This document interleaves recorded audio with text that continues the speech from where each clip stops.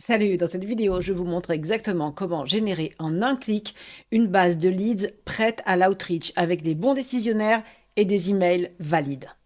Donc ceci est un vrai projet que j'ai fait pour un client qui m'a donné une liste de plus de 8000 sociétés et à partir de là, j'ai trouvé en utilisant ce workflow, j'ai trouvé tous les emails possibles des dirigeants, qu'ils soient CEO, marketing, sales, voilà, avec la LinkedIn URL, l'email du statut s'il est valide ou pas, et d'autres détails que je vais vous détailler dans cette vidéo, et tout stocké dans NoCoDB qui est open source. Salut, moi c'est Alex, experte et ambassadrice N8N. Ici, on parle automatisation concrète pour gagner du temps, de l'argent et scaler. Chaque semaine, je partage des workflows prêts à l'emploi pour booster votre productivité. Et je suis aussi consultante en automatisation IA spécialisée agence et société B2B. Vous pouvez d'ailleurs réserver un call stratégique avec moi pour un audit personnalisé de vos process. Le lien est dans la description.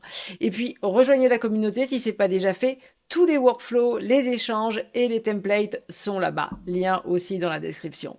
Alors voilà ce qu'on va faire étape par étape. D'abord, on va configurer NoCoDB avec une table pour les compagnies et une pour les contacts. Ensuite, dans N8N, on va récupérer toute cette liste de compagnies et on va chercher l'URL et le domaine en utilisant serper.dev qui va nous donner plusieurs résultats qu'on va trier avec OpenAI.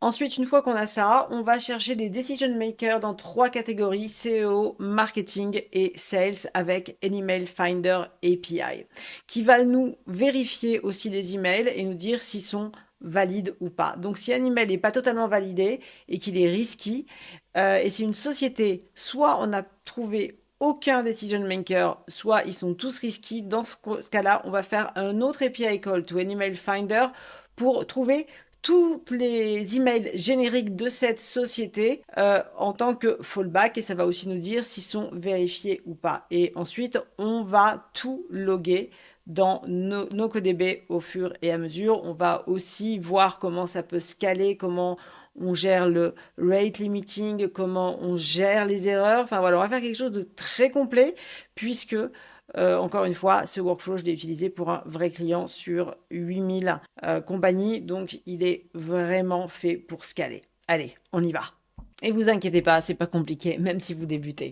Et à la fin, le workflow complet est à télécharger dans la communauté. Lien dans la description.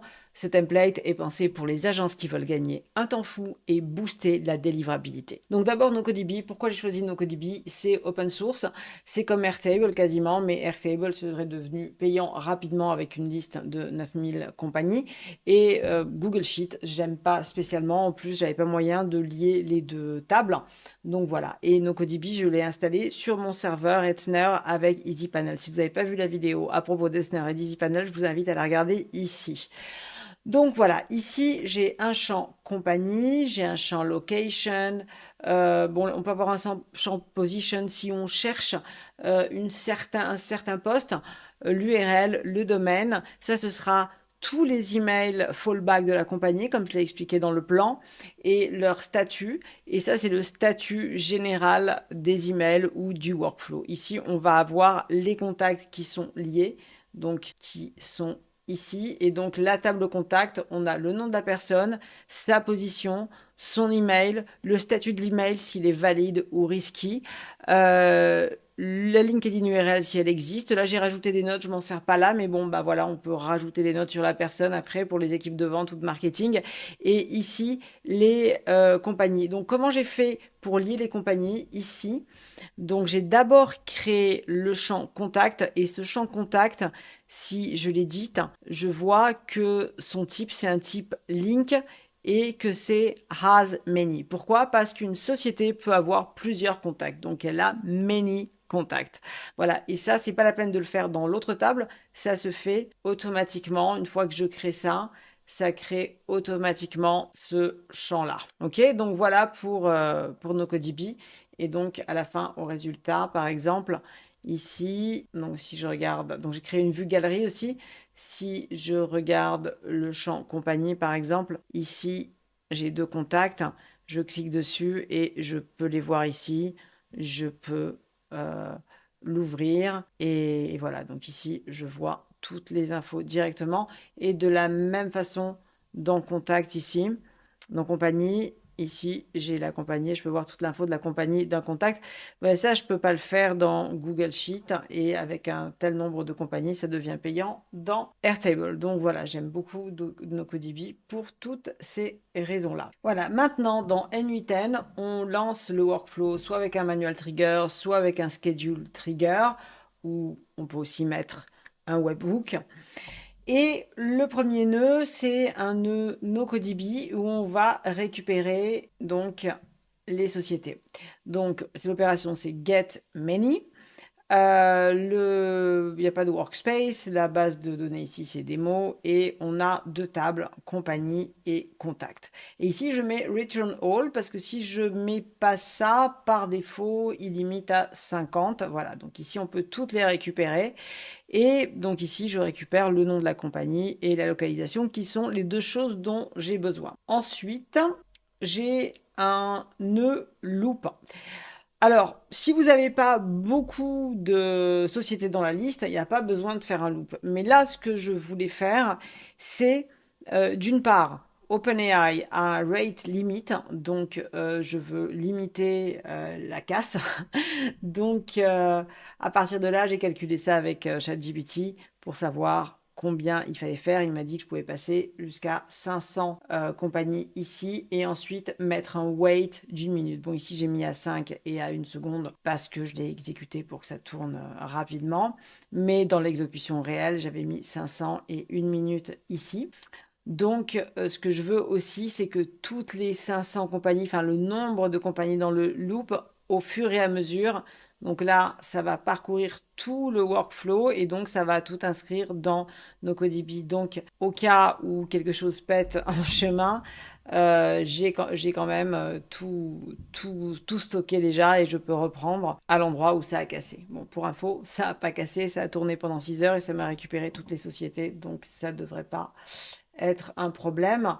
Et ici, ah oui, voilà. Ici, ce que je fais aussi, c'est que ensuite, donc, je mets le weight et ici, je mets un filtre puisque il faut que le statut, donc ici, j'ai mon statut, ok, de mes sociétés. Et donc, s'il est vide, c'est que c'est pas encore traité. Sinon, il va tout de suite avoir quelque chose dans le statut ou qu'il a trouvé le domaine ou qu'il l'a pas trouvé. Donc, si c'est vide, c'est que ça n'a pas encore été traité. Donc, en fait, ce filtre, il est là pour, si jamais il y a un problème et que je dois reprendre mon workflow, je reprends uniquement sur les lignes qui n'ont pas été traitées et on ne repasse pas deux fois sur la même ligne.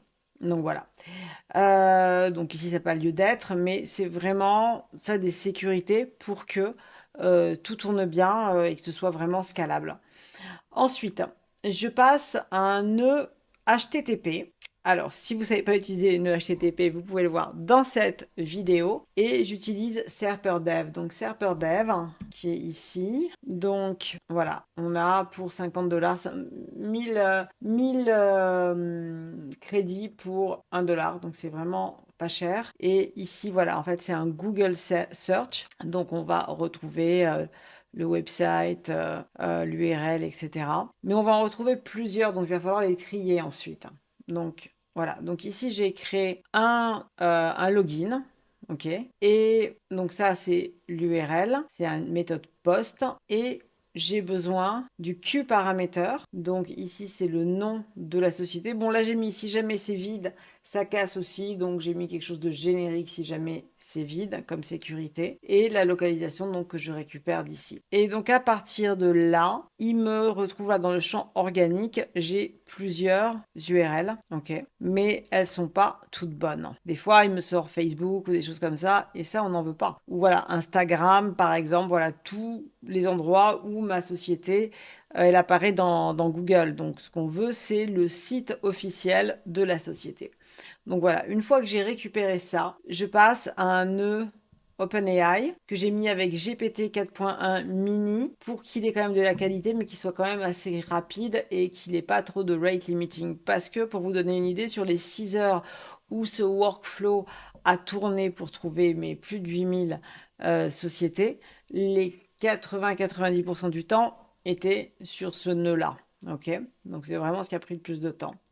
Donc ici, je passe d'un côté le nom de la société, la localisation et voilà les résultats organiques. Donc ça que j'ai passé à Stringify pour qu'on les ait tous. Donc si j'ouvre ici, voilà ce que ça donne en résultat. Donc OpenAI, l'IA va manger tout ça et va ressortir quelles sont les bonnes URL. Et ici, j'ai un prompt assez long, donc voilà, il y a un qui est en anglais. Bon, le but est d'identifier le site officiel et de retourner un JSON structuré. Et en input, donc, on rentre les paramètres. Voilà, donc après, on a pas mal de règles, euh, comme quoi il ne faut pas donc sélectionner les résultats des plateformes génériques comme Facebook, Instagram, LinkedIn, Twitter, etc. Et voilà, et d'autres règles. Et ensuite, on donne ce qu'on veut en format d'output, de sortie. Donc voilà, bon, on va pas tout lire. Vous pourrez le lire si vous récupérez le workflow. Voilà, et en output, je veux du JSON. Alors, OpenAI, il a l'output en JSON nativement. Si vous n'utilisez pas un nœud OpenAI et que vous utilisez par exemple le Simple Chain et que vous rajoutez un autre language model, à ce moment-là, vous serez obligé d'utiliser l'output parser avec le schéma qui correspond. En général, voilà, quand je veux du JSON, j'aime bien utiliser OpenAI parce que c'est natif et du coup, j'ai pas à rajouter ça et c'est plus sûr. Donc voilà, donc ici, il me sort voilà, le nom de la société, la localisation et donc l'URL. Il extrait le domaine et bon, il explique pourquoi il a choisi cette URL. Pourquoi est-ce que c'est la bonne sur celles qui ont été fournies. Et voilà. Et quand il ne trouve pas, il explique aussi pourquoi il n'y a aucune des URL qui correspond à ça. Donc voilà, maintenant on a tous les domaines qu'on peut trouver. Et donc maintenant on va updater les sociétés, les domaines des sociétés dans NoCoDB. Donc à nouveau, on a un nœud NoCoDB, voilà, avec toujours la table compagnie. Et ici, donc dans NoCoDB, c'est pas automappé comme dans Airtable ou dans Google Sheet, mais en fait c'est un avantage parce que au départ je me dis ah c'est pénible, c'est pas automappé, donc faut que je le fasse à la main et tout. Mais en fait dès qu'on a un workflow qu'on veut réutiliser, et donc par exemple ce workflow, bah je vais y brancher une nouvelle base. Il va falloir que je resélectionne la table. Et donc ici, comme tout ça, c'est écrit à la main, donc ici j'ai dû chaque fois créer mon champ et mettre le nom du field name et récupérer la value de l'input précédent. Donc on peut se dire, oh, c'est plus pénible, etc. Mais en fait, non, parce que ce qui se passe, c'est que quand avec Google Sheet et Airtable, quand on fait ça, quand on réattache une nouvelle base et une nouvelle table, il réactualise tout et donc il efface tout ce qu'on a mis là. Donc alors que là, c'est fait une fois et puis ça bouge plus. Donc franchement, je préfère ça. Je pense que ça vient de N8N et ce serait bien d'avoir le choix parce que c'est bien d'avoir la facilité au départ, mais ensuite que ça remap dès qu'on change, c'est vraiment pas pratique pour la réutilisation. Donc ici, j'ai besoin de l'URL. Donc l'URL, donc on la récupère ici.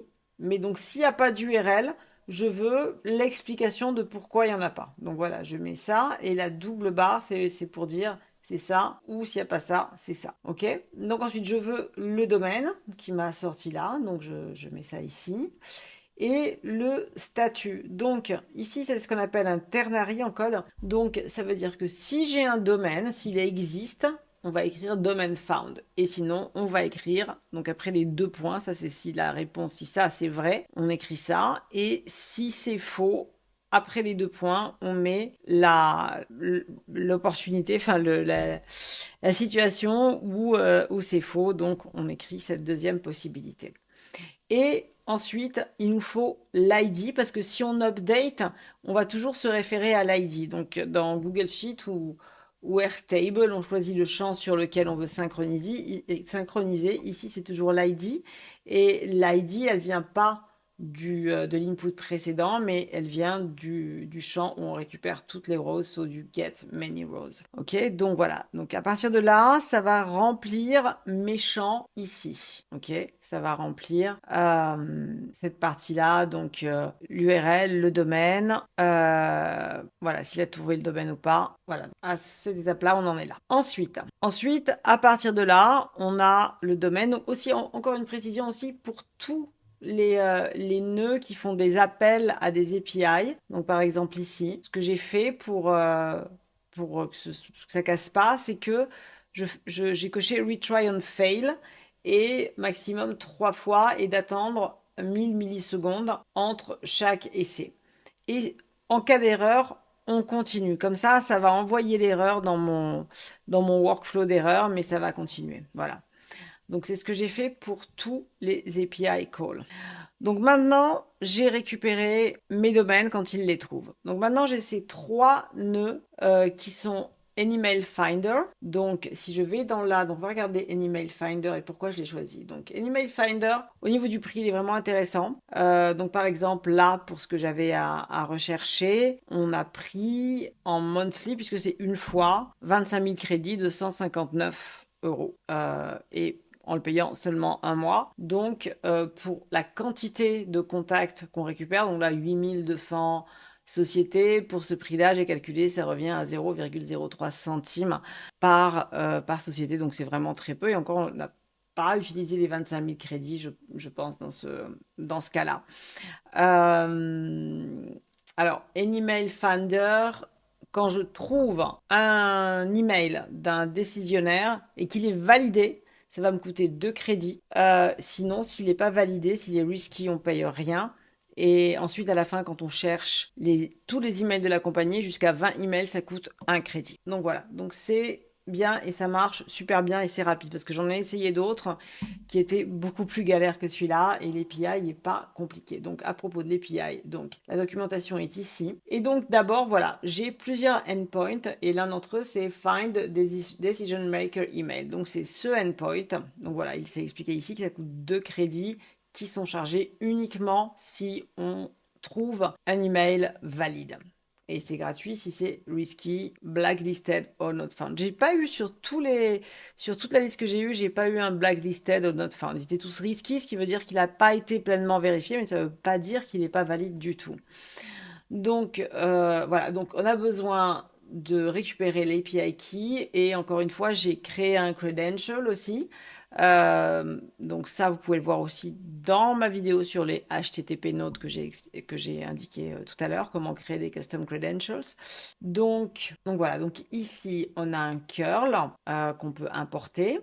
Donc l'autorisation, elle est dans le header, ok, c'est un hash, donc c'est un header. Et voilà les paramètres. Donc les paramètres, on peut choisir différents types de decision maker. Donc c'est CEO, engineering, finance, HR, IT, logistique, marketing, operation, buyer, sales. Donc j'ai choisi de le faire pour les CEO, pour les marketing et pour les sales parce que ça me paraît les plus intéressants dans une société pour prendre des décisions, mais si par exemple c'est pour quelqu'un qui est dans les ressources humaines, peut-être on va chercher le HR. Okay, donc, et on peut chercher par compagnie ou par domaine. Donc c'est toujours mieux si on a le domaine. Mais vu qu'il y a des endroits où on n'a pas le domaine dans la recherche qu'on a fait, on va faire quelque chose qui va chercher dans les deux cas. Donc maintenant, on va retourner dans N8N. Donc voilà, on a cette URL et on a ces paramètres. Donc ici, voilà, donc j'ai un post, j'ai mon URL, j'ai créé mon credential et ici, donc dans le body,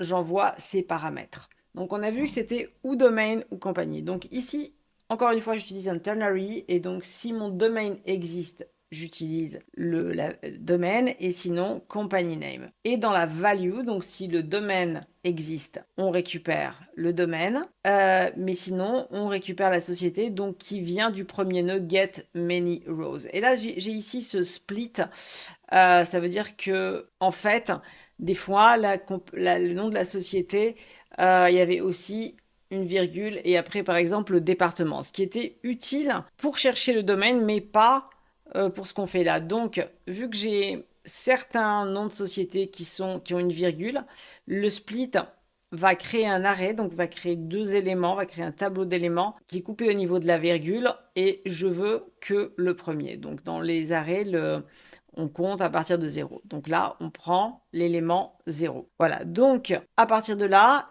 il me retourne. Donc par exemple ici par domaine. Alors, il ne trouve pas tout le temps, mais voilà, quand il le trouve...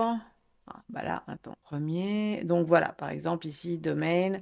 Ici, on a le nom de la personne, le job title, l'URL LinkedIn, l'email, l'email status. Donc ici, il est valide, etc. Donc, on récupère tout ça et on le fait pour chaque type de decision maker parce que malheureusement on peut pas faire virgule. Donc voilà, oui, ici j'ai le decision maker catégorie, donc là c'est sales et j'ai essayé de faire virgule marketing virgule CO, ça marche pas, on est obligé de faire 3 différents appels. Donc voilà, donc ici on a 3 branches en parallèle qui vont chercher les decision maker email pour ces 3 catégories. Ensuite, on extrait. Ah oui, voilà. À noter aussi que si par exemple vous relancez le workflow et que c'est les mêmes données et qu'il va chercher les mêmes decision makers, les mêmes emails pour telle société et que c'est dans le même mois, ça va rien vous coûter. Donc ça m'a permis de faire des tests et de relancer le workflow plusieurs fois pour voir comment ça marchait sans que ça bouffe les crédits. Donc voilà. Ensuite, donc là, j'ai mes decision makers et donc là, j'ai extrait le data qui m'intéresse, donc le company name. Voilà, je regroupe tout, le nom de la personne, son LinkedIn, son job title, son email, l'email status et le company ID. Donc voilà, j'ai tout ce qu'il me faut. Et voilà, donc j'ai ces 3 branches. Et ici, j'ai un merge qui est plus là pour... il devrait s'appeler wait ici parce que je veux attendre, en gros, d'avoir récupéré tous les résultats de ces 3 nœuds avant de passer à l'étape suivante. C'est parce que sinon, il va faire ça et hop, il va partir là et ça va pas aller.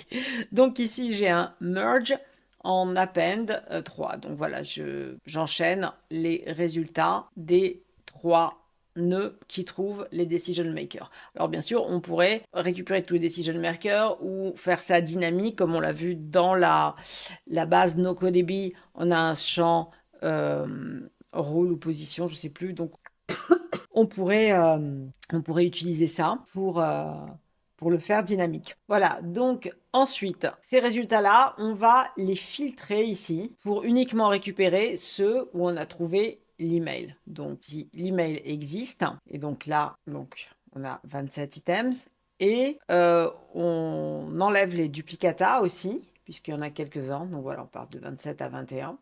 Et maintenant, j'ai un autre nœud NoCoDB pour créer les contacts. Donc ici, alors oui, ici j'ai un peu galéré quand je l'ai fait, puisque le champ a envoyé Companies ID. Ok, donc on va aller dans NoCoDB et ici dans les contacts. Donc voilà, ici la compagnie c'est Companies ID. Donc en fait, ce champ, parce que c'est pas apparent.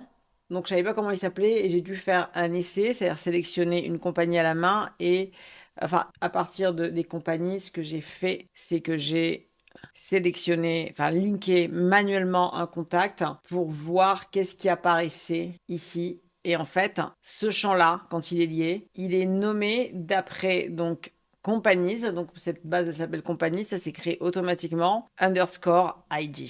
Voilà, donc si votre autre base s'appelle, je sais pas, client, et ben ça va être ici client ID. Si c'était compagnie IE, et ben ce serait compagnie IE underscore ID. Voilà, il faut le savoir et j'ai cherché un moment pour trouver. Donc voilà. Donc on revient ici. Donc ici, donc le companies ID, c'est l'ID donc de la société, ok, pour laquelle on fait la recherche. Ok, donc ça lie la table des compagnies avec celle des contacts. Donc là, on est dans la table contact. Hein.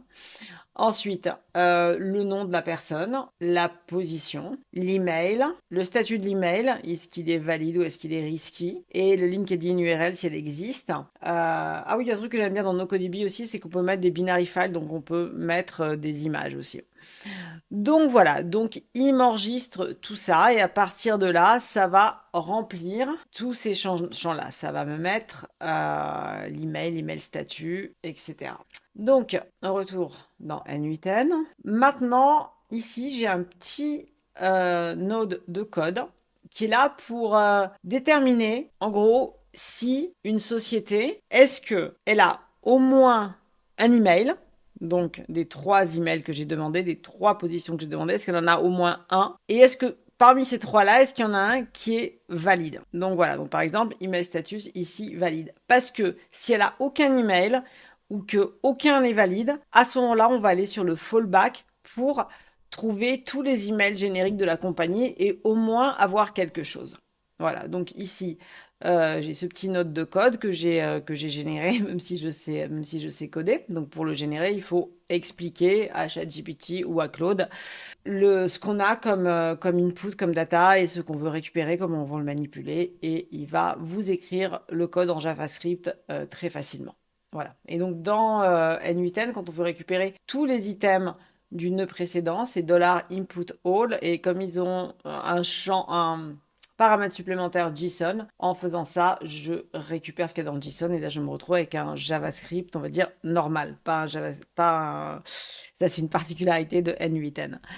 Donc voilà. Donc maintenant, par exemple, donc sur les 4 ici, ok, voilà, celui-là il est risky, celui-là il est valide. Donc voilà. Ensuite, je vais updater le statut des compagnies pour dire si on a trouvé ou pas un email. Voilà. Donc ici à nouveau, je connecte ma table compagnie. Je le synchronise par l'ID de la compagnie, ok, qui vient là du nœud précédent, et je mets mon statut. Donc, on a trouvé un email, et quel est son statut? Donc voilà, email found, valide pour celui-là. Donc voilà, bon, pour tout cela, il y a des emails. Mais quand il n'y en a pas, on va voir sur le nœud suivant. Donc voilà, donc ici on a updaté, mais ici maintenant, on va récupérer. Maintenant que c'est updaté, on va récupérer tous les statuts de la compagnie pour savoir pour lesquels maintenant je dois chercher le fallback avec tous les emails. Alors ici, là, c'est important. Alors, N8N, ça, c'est nouveau. Voilà, execute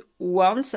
Parce que là, on a 10 items et bon, des milliers quand je les fais en production. Donc, on veut pas que on a besoin juste de récupérer une fois les statuts de la compagnie pour savoir quelles sont encore les compagnies qui ont besoin du fallback. Donc ici, on récupère tout. Donc dans les settings ici, c'est ici qu'on met execute once. Encore une fois, on a retry on fail, etc. Et donc ici, voilà, je récupère tout. Et donc ici, je peux voir le statut. Donc ici, on a trouvé un email, mais il est risky pour cette société. Ça veut dire que on a trouvé des emails, mais les 3 étaient risky pour celui-là. Donc voilà, donc ça, c'est le statut, voilà, Voilà, parce qu'il y a plusieurs choses. C'est-à-dire que maintenant, ce qu'on va chercher, c'est ça. C'est-à-dire que j'ai déjà lancé le workflow avant. Là, c'est les résultats que j'ai eu au précédent run. Donc ça, c'est le statut des emails. Et ensuite, on va le voir maintenant, quand on va chercher tous les emails de la société, ça aussi, ça va avoir un statut. Donc voilà. Donc maintenant que j'ai mes statuts, ici, j'ai un nœud if. Donc si le statut contient email found, ça veut dire qu'il y a au moins un email, mais on ne sait pas encore s'il est valide ou pas. Ok. Donc si on a email found, on va aller sur cette branche, on va filtrer pour voir s'il contient le mot risky, puisque j'ai mis email found, risky ou valide. Donc si il contient risky, on continue, sinon on n'a rien à rajouter puisqu'on a des emails de décideurs, on n'a pas besoin d'aller chercher tous les emails de la compagnie, on n'a pas besoin du fallback. Donc s'il contient risky, donc sur la branche fails, ça veut dire qu'on n'a pas trouvé du tout d'email, ok, et ici à nouveau je mets un merge, donc qui va récupérer les sociétés où l'email est risky et celles où on n'a pas du tout trouvé d'email. Donc ces 2 types de sociétés ont besoin du fallback. Et là, on a à nouveau un appel à an email finder. Donc, je retourne dans ma documentation an email finder. Et ici, c'est find all emails at a company. Et donc ici, j'ai à nouveau mon endpoint qui est un post. Et voilà, donc voilà, on a un crédit uniquement quand on trouve des emails valides et jusqu'à 20 résultats par requête. Donc voilà, et repeated searches within the past 30 days are free. Donc c'est ce que j'expliquais tout à l'heure. Donc voilà, donc ici les paramètres, c'est à nouveau le domaine ou la compagnie. Et l'email type ici, c'est any, mais bon, ici c'est optional. Donc oui, on pouvait mettre ou any. Donc je pense que ça c'est par défaut. Donc il retourne à la fois les génériques et les personnels, ou le générique ou les personnels où il retourne uniquement ceux avec un nom. Ok, donc là j'avais laissé any, donc j'avais rien mis, donc ça a récupéré tous les emails. Donc je retourne dans la nuit 10 et on va regarder mon nœud get all companies emails. Donc ici, on a l'endpoint. Et comme tout à l'heure, si on a le domaine, on choisit le domaine. Et sinon, c'est company name. Et ici, voilà, c'est la même chose qu'on a vu dans le nœud pour les decision makers. Ah oui, puis ici, j'ai batché par 20 items et mis un intervalle de 1000 millisecondes entre chacun. Ça, je ne sais pas si c'était vraiment ultra nécessaire. Mais bon, là, c'est intéressant parce que ça vous montre aussi, et ça, je l'ai appris il n'y a pas longtemps, qu'en fait, quand on veut batcher, c'est-à-dire agir par groupe parce qu'on a un API call et on ne veut pas que ça casse. Avant, je pensais qu'il fallait toujours utiliser un split in batches loop node, mais c'est uniquement utile si on veut aussi mettre d'autres opérations dans le loop, comme là je l'ai fait par exemple, j'ai fait un loop parce que je veux loguer au fur et à mesure ce qui se passe dans mon workflow, les résultats que j'obtiens au cas où ça casse.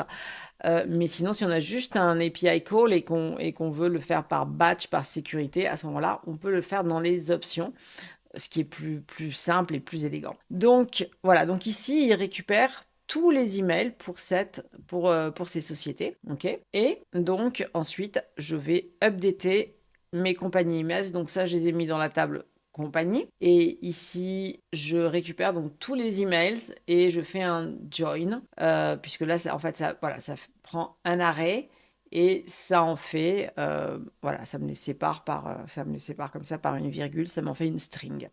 Et donc voilà, je veux les statuts, savoir si c'est risky ou valide. Voilà, c'est les statuts pour tous ces emails-là. Et à nouveau, je synchronise avec l'ID.